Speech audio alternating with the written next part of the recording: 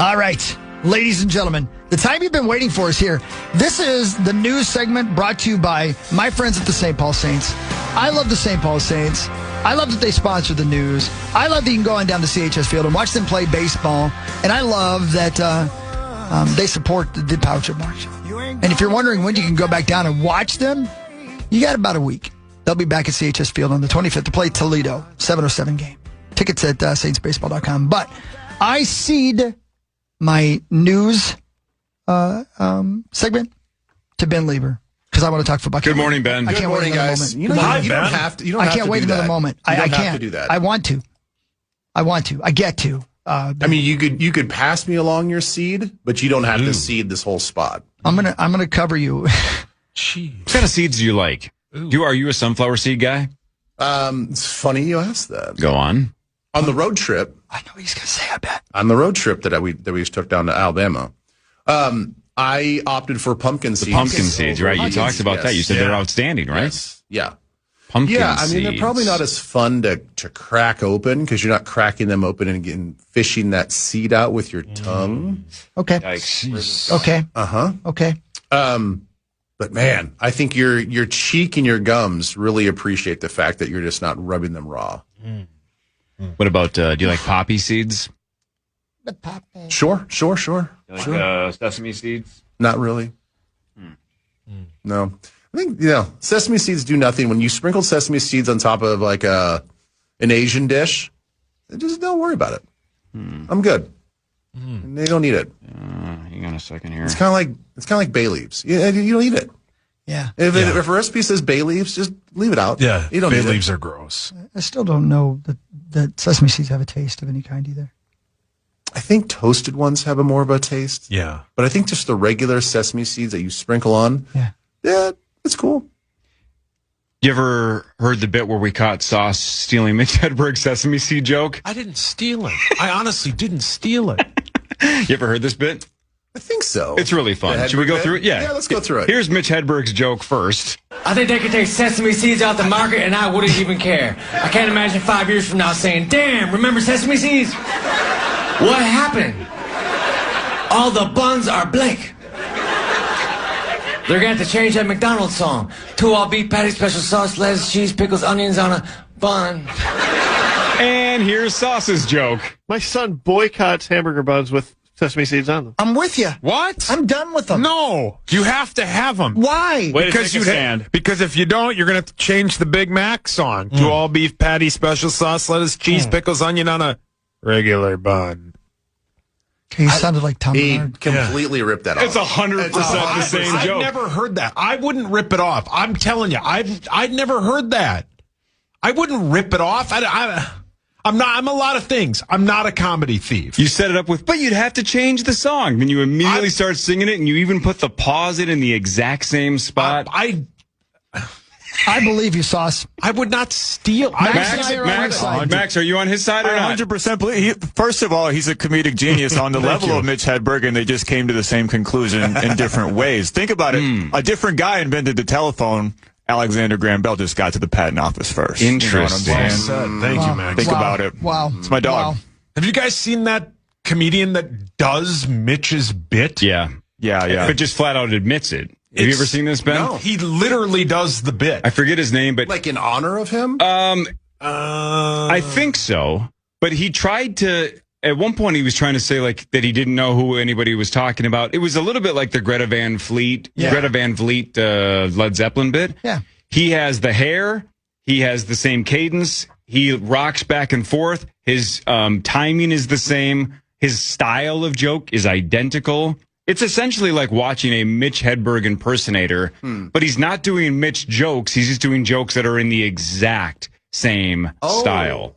Exact same style. Carmichael? Yes, that's his name. And he's been on Kill Tony a couple times, and they've called him out, and he's like, what if I don't know. He kind of pretends he's like, I don't really know what you're talking about. He is So, but here's what's crazy. He's kind of awesome if Mitch hadn't existed. Oh, yeah. So you'd be he's like, funny. His own bits are funny. Some of the jokes that he has are like, that's really good. And that is a Mitch Hedberg-esque joke. Like, I would have laughed if Mitch said that. So it's like, it's really strange to kind of cheer for him because you're like, he's ripping off the bit. but at least he's doing his own material. Yes. He's just stealing the aura. It's worth looking up because I think you'll laugh. You're like, man, this guy is good, but man, this is just a theft job. His name's what? Keegan Carmichael, but with a Y. Okay. It's nuts. It's kind of insane. Yeah, I saw him on my timeline on Instagram, and I was like, this guy's definitely doing Mitch Hedberg, but I didn't know anything about his background, like if he acknowledged it or... Yeah, well, that's the thing. So you're saying on something like Kill Tony, he's not admitting it, but in other places he has admitted the inspiration, or... I think so. I think when I think there's a handful of interviews where he kind of drops the bit and he's like, well, yeah, but he's like, well, who am I harming? I think he's kind of done the shrug the shoulders bit, like, yeah, so what? Who am I hurt? Yeah. Who am I hurting? Who cares? Like, let's move on. Wait a minute, I've seen this guy. Yeah, I've seen this guy. Yeah. But like the picture on his Instagram, like 6-7 pictures down, him in sunglasses, it's identical. Yeah. He looks identical to Mitch. Yeah. All right, this is a professional transition. Watch this, Sauce. It's the Blues riff and B. Watch me for the changes and try to keep up. I can't keep up. Who would be a better backup quarterback for the Vikings? Keegan Carmichael or J.J. McCarthy? I mean, probably Mitch current. I Your know thoughts? I know that I'm going to get just crushed for this. But I didn't think that JJ played that bad. Thank you. No, he's here. And also with you, Zach. Yeah. Now, I agree with everybody that as you guys were talking about with Kyler, the operation, the feel of the three quarterbacks, it looked the clunkiest with JJ, just from an operation standpoint. I don't know. There's something about, I mean, you can't probably put everything on him, but very first play, a busted play on a jet sweep that just was ill-timed. Well, okay. And then you have multiple, you got pre-snap penalty fouls. You have holding calls. It was just, everything about the operation just seemed like, it's just not. And then when he was sort of running around a little bit, it just didn't seem as decisive. But look, that throw that he had to Myles Price was kind of nice. I mean, he had to elude some pressure, on some vertical pressure. I think that he could have stayed in there a little tougher, kind of pulled his feet out a little bit too early, I think. Still got the ball there. He got there with some velocity and accuracy. That back shoulder throw that he had to Ty Felton should have been caught. I mean, if you add that stat into that whole thing, and they march down the field, and that changes the course of that series, I think you look at his play a little differently. The sack that he took, Xavier Scott just did not block that blitzing linebacker, and he got pushed right back into the lap of J.J. McCarthy when he was at the top of his drop. I mean, that happens to every quarterback. It just looks sort of flailing and panicked when he does get hit and he starts to run away. So I think from visually, it just doesn't look the same as it did with the other two. But can't we go back a week or two and say that everybody that was predicting this part of the, quote, quarterback battle was correct, right? That if you don't name a starter before preseason game number 1, how do you get a fair two-half comparison if Kyler plays the first half and JJ plays the second half and one of them gets the first team and the other one gets the second? That's not a fair competition anyway. So for the people that were projecting and predicting, like, why don't we just wrap this up before preseason game number 1? I think that's why, right? It just wouldn't have been fair if that's how it had played out. I think if it was a true competition, it really was, hey, man, we don't really know. Each guy's going to have to earn this spot. Then I think that we could have went into at least game number 1 and said, we're going to give a smattering of first and second team reps to either one. And then we'll try to assess. We'll put that into the equation along with all the practices that we've had. But I think everybody understands that this was pretty much tilted towards Kyler the second that he started. So I'm cool with the fact that obviously it seems like right now they made the absolute right decision in naming the quarterback early before the game starts and then just going through the normal process of preseason. So sounds like you were listening when you were driving in. Help me out with the question we were talking about 30, 40 minutes ago of like, if Kyler is a, whatever it is, 7 or 8 year vet, he's 29 years old. It's not like he hasn't played NFL football before. He's played a lot of NFL football. So what does a guy like that get out of throwing the ball 3 times and handing the ball off a handful of times? What's the upside and the downside of letting a guy like that run out there for a preseason game? I think you have to keep in mind that, well, first of all, when the sound clip that you guys played is exactly why I think he appreciates getting out there for a preseason game. It's whether he's playing or not, he's still going to travel. He's still going to go through the mechanics of all that stuff. So that's fine. That's like kind of a moot point. May I play it again real quick, Ben? Go ahead. Reality really is kind of setting in. I talked to my family this weekend and just how everything, spending 7 years in one spot. And then everything for me has been brand new this weekend, from getting on the bus with new faces to traveling, airplane, new plane, new seat, new operation. And I'm just, really embracing what's new for me. But yeah, today was a blast, man. Today was a blast. Now, I do want him to realize, and I'm only speculating here because I did not look at the seating chart. I did not study it other than just seeing where I was sitting. And Hawk, as you know, we don't take the giant planes very much. Right. So if he was in Delta One, don't get used to that. Yeah. Because yes, you will get premium seating on every plane that we take, but we took one of the big guys. Yeah. And I think they had some lay down seats in the front. That is not going to be the way it works all the time. So anyway, so the fact that he was starting, not starting, I still think obviously it's important to kind of go through the process of traveling with the new team. But I think the thing that people are kind of forgetting is KOC is going to call the game based on the game situation. And I don't think that he was going to set up and say, regardless of down and distance, regardless of field position, I'm going to call plays so I can evaluate Kyler Murray. It just so happened that we were running the ball well. Just so happened he only attempted, 3 passes? Mm-hmm. You don't know what that's going to be like. I think they go in with a set number of plays. If I was told, and most of the time, and this is kind of usually the way it plays out in the first preseason game, you're going to get about one long series, or if you go 3 and out and you piss off the coach, you're going to be out there longer. You're going to go out there for another series, another 2 series. So it's all just gameplay. And it just so happened that because they ran the ball so well, which I think everybody was excited to see, it's a big question mark going into the season, that he only threw the ball 3 times. He was under center quite a bit. The operation of the offense looked very smooth. And unfortunately, they had to kick a field goal because there was a little bit of miscommunication with he and Aaron Jones in that check down. But I think you can take away from the fact that offensive line looked great. Running game looks like it's ready to go. Kyler looks like he was getting in and out of the huddle. The team looked like they were sharp. We saw, 9 plays or 10 plays out of them? Good enough. Get them out of there. That's the standard operation for a first-team offense in the first preseason game. So I don't have any problem with the way it all worked out. Talk about your reaction to the Jamal Adams injury and then the news that he is out for the year. Awful.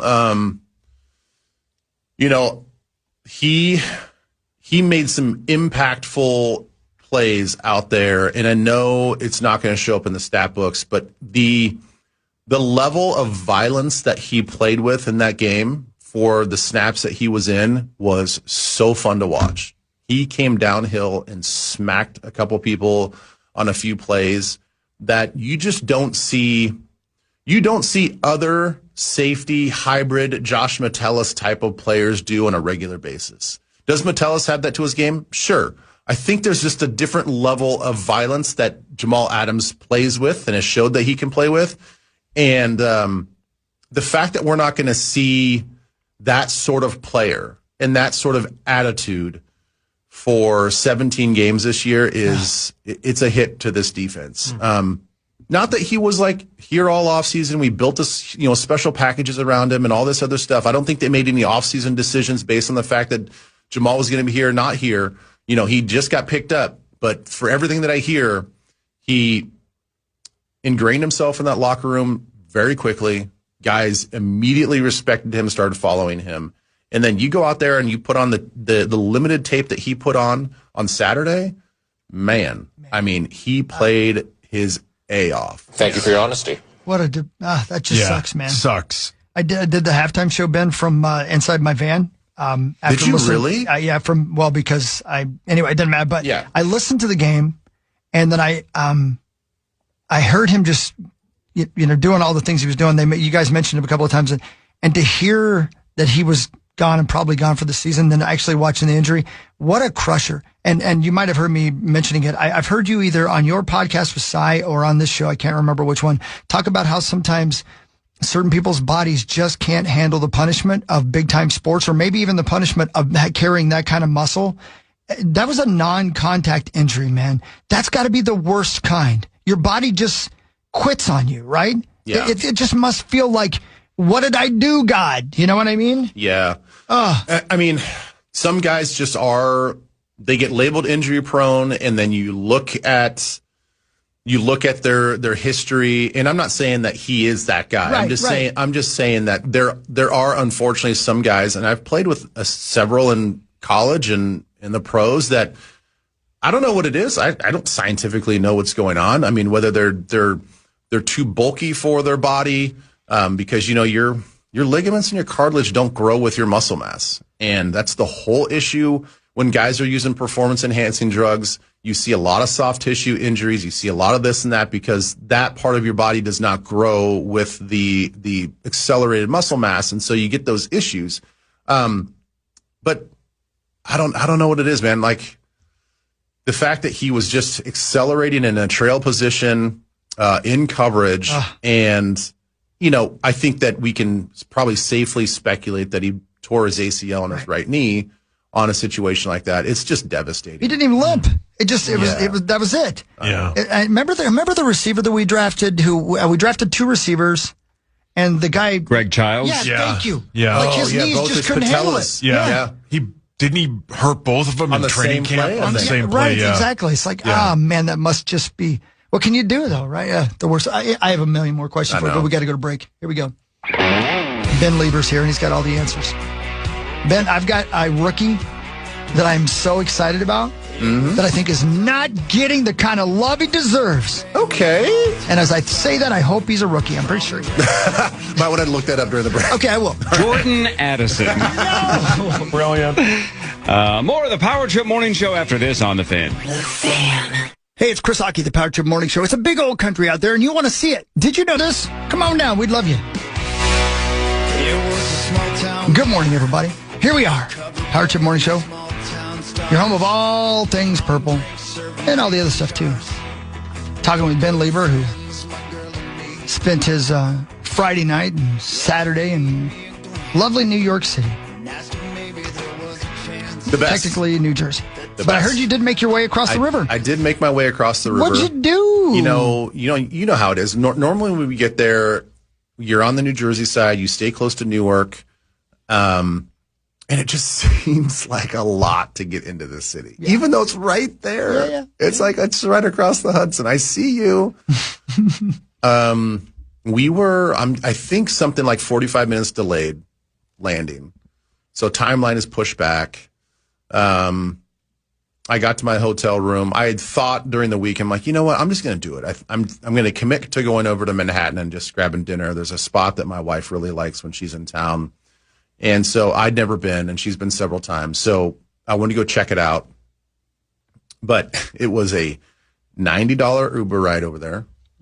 It took me 55 minutes one way.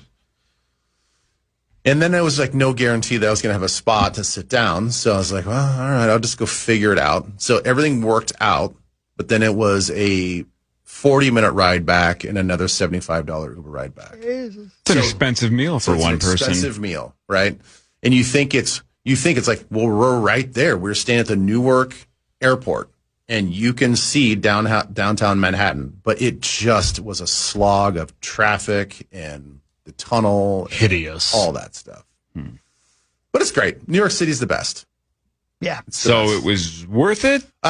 Or Yeah, because I think the alternative is I'm sitting in my hotel room at 6 p.m. that sounds incredible. I know. No, believe me, when we get after like the third travel trip, Yep. that's going to be my life. Yeah. It's going to be just get right to the hotel room, just get down to my boxers and just hang out. Okay, now you're just Zach baiting. Yeah. Hey, Zach, Well, he does Zach that and I, Yeah. Zach and I, did we have an adjoining room? We were right next to each other. I don't know if we had the adjoining room or not. Yeah, we're close. That's why your right That's why ear you is heard. red right now from leaning up against the wall. Ben. Yeah. Hey, Ben, can you hear me under here? Zach, you thought it was worth it, right? I mean, obviously it's your first time there, so you had to go. 100%. We don't talk about the costs of the Ubers there and back. That was tough, but I had to do it. I mean, so close, and man, as you said, New York City, it's pretty it's pretty neat. Pretty neat. I know. Calm down, Pete. I was gonna say, between you and Pete, You changed in New York, Zach. Pretty neat. yeah. Pretty. Which, by the way, when that happened in the booth, Yeah. Oh, you guys, How did you not break? Correct. I almost did. I damn near did. I just stared forward, and I was thinking to myself, hopefully PA did not hear that. And then I just did a slight, just like, I just kind of peeked over across Pete to see if I could make eye contact with him. And of course, he was doing some sort of hand motion. Of course. And he was definitely trying to get my attention. And I'm like, I know it. I get it. I heard it. And I definitely had a giant smile on my face. I did not break. I did not laugh out loud. But yeah, that was a funny moment. yeah. Well, it's a clock is the word he was trying to say. It was all 5 letters. Sure, Yep, all absolutely. 5 That's letters. right. You are correct. Ben Leber, my unbelievable. I can't believe this is happening. It should be a bigger deal. I don't know anything about the position or how to do anything. I've never played the game. But the fact that Max Bredeson is already your starting fullback and is already the starter and is already blowing people up and it just seamlessly went right in. Do you think CJ Ham is going, don't miss me at all? Well, listen, everybody's got to be replaced. Yeah. And sometimes you get replaced by, a guy that can pick up your pieces right where you left off and play lights out football in game number 1. Wow. This kid, he might be sneakily one of the top 3 to 4 best performances of the day. Wow. Wow. Just from if you turn the tape on, there are some guys out there that let's just say rookies. Some of the rookies, if you're watching them intently and specifically, you'd say, looks like a rookie. Yeah. Yep. I get it. Looks like a rookie. It's fine. It's game number 1. We get it. We have 1,000 excuses for them. You would not be able to tell that if you watch Bredeson play. You're like, that's a vet. That's a veteran playing NFL level football, and he's playing it at a high level. I loved everything about it. I thought this kid is a very high ceiling for what we're doing. Clearly, they trust him already. I mean, he was involved in the first 2 plays of the game. So, he can be a big time pass catcher out of the backfield. He's athletic enough that I wouldn't be surprised if you saw him line up in the slot position, motioning out from a fullback spot to be a pass catcher, to be sort of a pseudo Kyle Juszczyk. And I know that we've used that analogy and that comparison a lot from the second we signed or we drafted him, but you can see very clearly how they can use him as a weapon, both in the backfield and the passing game. Named the 2025 Loman Trophy winner as the top fullback in college football. Obviously won a national championship, played for Michigan in case you're unfamiliar. Most improved player on offense during Michigan's national championship run in 2023. I mean, they knew they were getting a good football player, but my goodness, the game just wasn't too big for him. How impressive is that? Well, and even more as he walked on. Yeah. I don't know if you mentioned that with all of his accolades, I did not. but his 2 older brothers played at Michigan, so he wanted to play at Michigan as well. He did not get a scholarship, so he walked on. I believe he and his brother Ben are the only 2, this probably makes sense, the only 2 brothers at Michigan to be 2-time captains each. Wow. So Wow. he goes from walk-on to 2-time captain of a national championship team, caliber team. So he's phenomenal. Just old school football player. still has the athleticism to move in space, and yes, cannot see what we do with Max Bredeson. Can I ask you a name that I'm just going to be honest. I'd never heard of the kid till I read and heard about him a little bit during the game broadcast, and then I read about him this morning. Safety Jacob Thomas. Yeah. Apparently this kid popped on Saturday. According to Alec Lewis. The kid that had the interception. Yeah, but even more so than that, Alec was just talking about they've been impressed with him. Do you know much about the kid? I don't know much about I think he was undrafted. You talking about Jacob Roberts? Let me see if I wrote it down wrong. I'm sorry. I was reading Alex Smith's. That's why I said I'd never heard of the kid. Yeah, Jake the Snake Roberts. Yeah, He used to bring he would bring a snake in a bag down to the wrestling ring, and then as soon as he got knocked out, he would just slip the snake. Bring the bag. There's Jacoby Thomas. That's the other guy. That's the one that we drafted from Miami. And he didn't play, right? No, yeah, this is I think it's Jacob undrafted free agent out of James Madison is who I'm talking about. And it's a riser on Alec's article today. Really something about a 22-year-old. Thomas intercepted a Brandon Allen pass on Saturday, but the highlight wasn't as notable as his work throughout the game as a traffic controller. Yes. Okay, yes. Can he change his name, though? It's too close to Jacoby Thomas. Yeah, you're right. You're right. Yeah, I'm sorry. I forgot about that. Singer of, Go ahead. band is that? Jacoby Shaddix from Papa Roach. Thank you. Yeah. Right. I forgot about that Hail Mary interception that Brandon Allen threw. I don't know what he was doing on that play. He meets us. It's like both interceptions he threw. You got to be scratching your head as a quarterback coach. Like, how did you not see him? How did you not see Jacob Roberts, the linebacker, in that spot? And you threw it right to him as a linebacker. And then you throw a moonshot down the left sideline, and you did not see the too high safety just sitting there and made an easy transition from where he was to the football. Yeah, I got to be honest. I did not watch the rest of the tape and watch him specifically play. Okay, but I trust. Alec and I were kind of texting yesterday about certain people, but I trust that if he saw that and he's pairing that up with maybe what he's hearing at camp, then absolutely maybe a guy to look for. And I will even go a step further and just say, I think as of right now, it seems like the depth issues that we feel like we had at cornerback, in the defensive back room, and at safety, I feel like some of those questions are being answered in that last game. Good. I think that we've got some players, and I'm not as worried about it as maybe as the start of the season. Good. Well, then, go ahead. No. Ben, how do you think Caleb Banks played? Not good.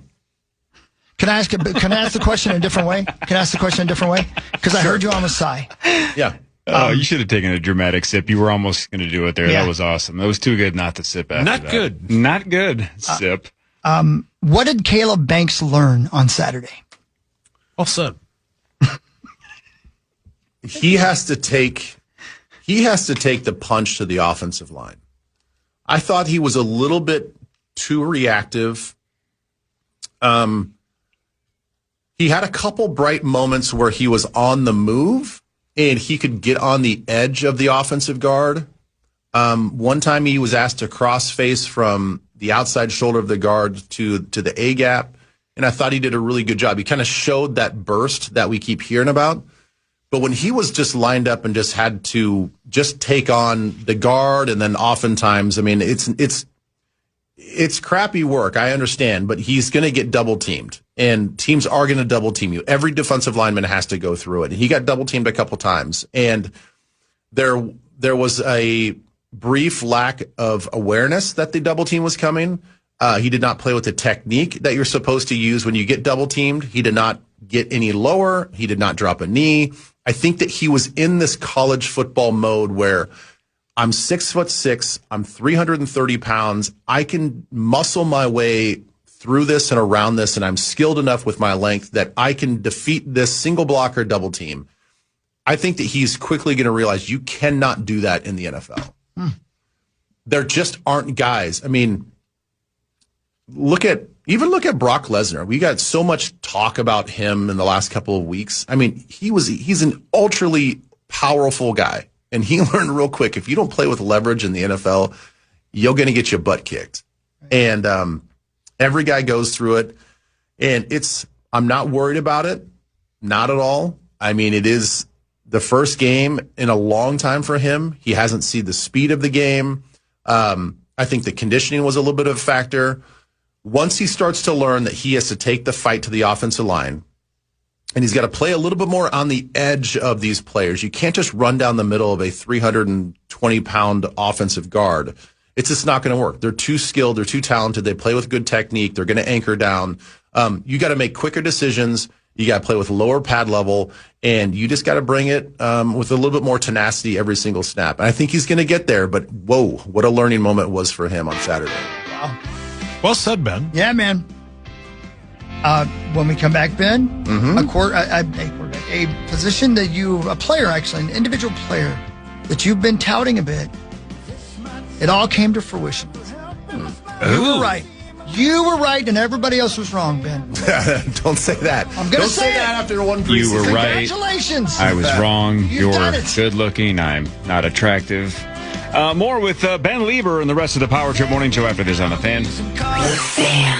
From the 1-800-ASK-GARY Traffic Center. This report is sponsored by Verizon Business. Good morning. Traffic heavy on Keyword calendar.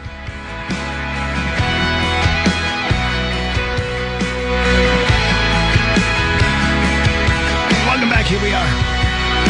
Right back into it. It's time for Vikings news on the Power Trip. Presented by Redco, your truck accessories pro.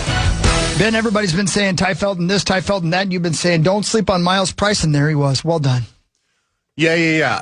I was thinking, I'm like, during the break, I'm like, who's he going to hit me with? That's what I was talking about. I'm not even sure who you're talking about. But yeah, very excited for Myles Price. I think if you want to add yet another wrinkle to this offense, if you can get a guy that has that quickness, has that level of separation, and can give you a lot of juice in the return game, and then can be that underneath sort of tough catch, run after a catch type of guy, which I think is the most exciting part of his game, is not only can he give you the short area separation that you're looking for that type of receiver, but you're also going to get a lot of run after catch. I mean, there's a high probability that he's going to catch the ball in space and he's going to pick up 8 to 10 more yards. And I really hope that this sort of elevates what he can do within this offense because, again, why not give Kyler in this offense just another guy that they can count on in certain situations? I mean, we thought going into the season when we got Juwan James, like, oh, he's our third down guy. He's our tough catch guy. He's our contested catch guy. Yeah, that's great. But certainly not going to turn down an opportunity to add another guy like Myles Price. I've been dominating. Anybody else want to go? Because I got more. Keep going. Okay, good. I heard the game. Does that count? What? You saw 3/4 of it. Yeah, then I started playing Madden. But I knew what I needed. Did you at least play Vikings versus Giants on Madden to keep the momentum going? What'd you learn? No, I didn't learn anything because I did a fantasy draft before I started one of my seasons. So Jaden Daniels is my quarterback. I've made sure to give him number 5. Yeah, please don't. Oh, that's really sweet of you. I didn't want him mad. This is the number. Ben, you know what I love about our running backs is their vision. Mm-hmm. And even in the short amount of time we saw the first team offense, we saw a whole lot of running, of course. But we also saw what I love so much about both those guys is how they see the field. And, man, this might be a really, really strong running football team in this football season. I tell you what, the fact that we saw that run by Jordan Mason where it was sort of a downhill attack, and he was waiting for, I think it was Brian O'Neill who had to sort of scoop all the way on the inside and then pick off the linebacker. It doesn't matter other than the fact that he's running full speed. He sees one of our color jersey guys. He pauses for a heartbeat, waits for that guy to block, and then makes a jump cut to the left and keeps going. The fact that Jordan Mason is continually showing that he can play with that vision. And I think we all knew that Aaron Jones could do that. Mm-hmm. And we all just sort of labeled Jordan Mason as, okay, well, he's the Thunder to this Lightning situation, and he's more of a downhill back, and he'll just kind of get you some tough yards, and he'll break some tackles and make some guys miss. You add in the fact that everybody says that he looks leaner, he's a little bit lighter, and then don't sleep on the fact that he actually has true running back skill set. And he's really taken upon himself to challenge himself that he can fit in this new wide zone scheme, which incorporates a lot of vision and a lot of one-cut verticality. And he did that. I think he proved that in the first game. So you have those two guys, and then you can't find anybody to speak, ill will of Damon Claiborne right now. I mean, he seems like once he starts to pick up the offense and he limits the mental mistakes, that this guy is tailor-made for this offense. So we have two really good running backs right now that are obviously going to spell each other and keep each other fresh.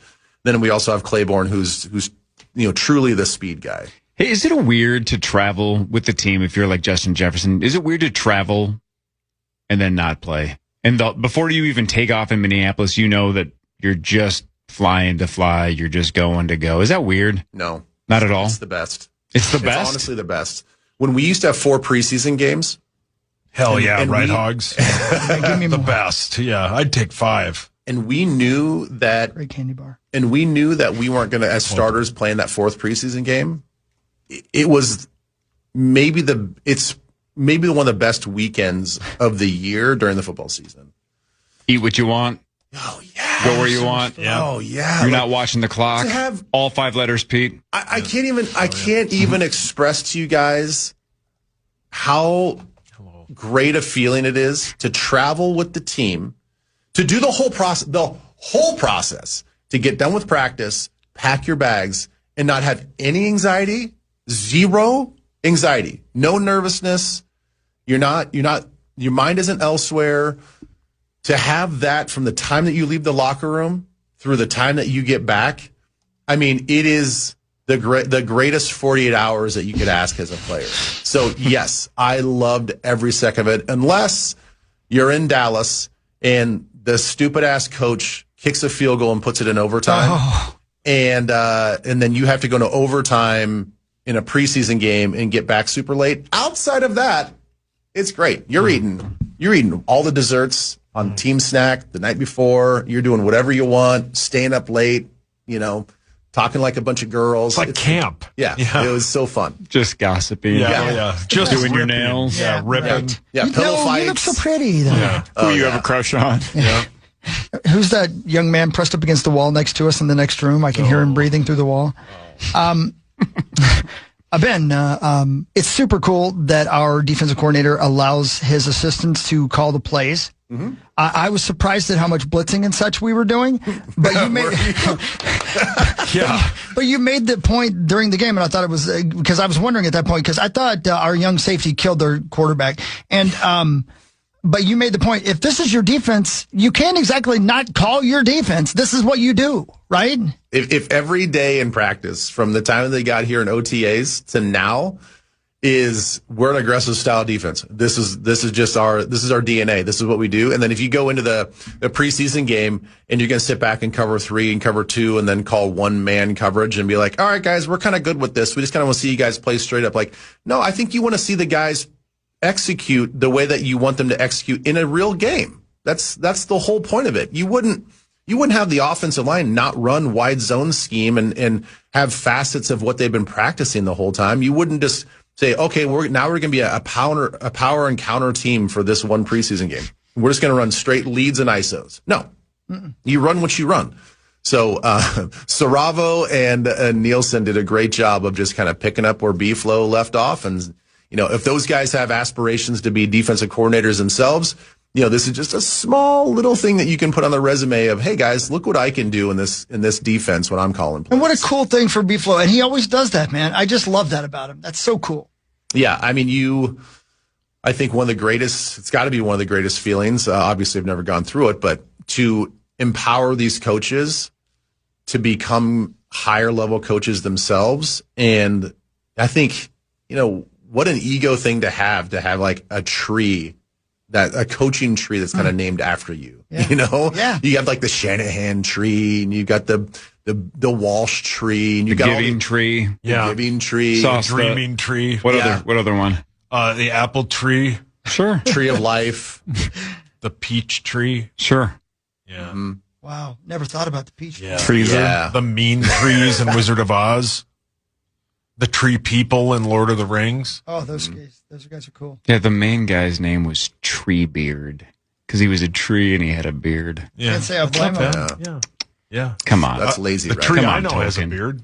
Sure, your buddy Tree. Yeah. Hey, Ben. Yeah. I've been hearing a lot about this a lot of emphasis on this outside zone run scheme. Could you kind of just break it down for non-ball knowers? Like, what is the difference between that and what the Vikings have kind of done in previous years? Good question. So the best way I can explain it is if you've got a run play, and again, there's a little facet of everything, and so it's not like you're not going to see just straight power plays on certain down and distances, but for the most part, if you're an offensive lineman and there's a guy that the play is called and you have a guy in front of you and you're looking at the front seven box, the linebackers, the safety that's coming down, all that stuff. A lot of times and previously you would just have a guy like, okay, on this blocking scheme, I have this 3 technique that's right in front of me, and I'm going to combo block up to that linebacker. In a sense, in a very generic sense, in a wide zone scheme, you're kind of blocking an area. So you're taking a little bit of the thinking out of it. It allows you to play a little bit faster, and you just know that, okay, my landmark on the snap of the ball is going to be this 45-degree release. I might put my hand on this guy's hip, and I'm going to bounce up to the second level, and I'm just going to hit whatever linebacker or safety that comes in that area, and I'm going to play with that blocking leverage. And the beauty of that, again, is you can play faster. You don't have to just look for a number and say, I have to block number 54, or I have to block this safety that's coming down to the box. And then the wide zone scheme part of it is you create creases and seams. So when you thin everything out and you go horizontal, as a defensive player, it now puts you in a little bit of a bind, because do you have to match that gap? Because to be gap sound, I have the A gap or I have the B gap. If that gap moves, I have to move correspondingly with that gap. So if that gap now is going very wide, what is your path to get to that gap so you can be gap sound? Because everybody has an assignment. And if you're running at a 45-degree angle and the guy, pick any offensive lineman, just takes you and pushes you by, well, guess what? You just opened up another seam. So now you might be in the B gap, but your B gap now became 5 yards because you got pushed out of that gap. So now it gives the running back an opportunity to find a seam, find some green grass, and hit a multitude of different seams within the run scheme. And that's why we were talking about with guys playing with vision. If the front side landmark is clogged, well, if everybody on the back side of the offensive line is doing their job, they should be able to create a seam or two for you to hit it. It may not be for a home run, but you go from a 0 play or a negative play into, a 4 or 5 yard gain. Got it. Yeah. That's complex. And again, it's about the vision, man. And it's not perfect, because everybody would be running it if it was like, oh, well, then everybody should do this. Right. I mean, it still takes athletic linemen. It still takes, very heads up linemen, because things change. And it takes certain running backs. It's just like running the 3-4 defense. When it works, it works. If you have the dogs to do it and you have the outside linebackers and the defensive tackles that are bigger and stronger to run it, well, then it's fantastic. But you just can't implement these things without having the right personnel. So it still takes the right people. All right, Fan 5, when we come back, headlines later in the 8 o'clock hour. Ben Leber is here. This is the Power Trip Morning Show on the Fan. From the 1-800 Ask Gary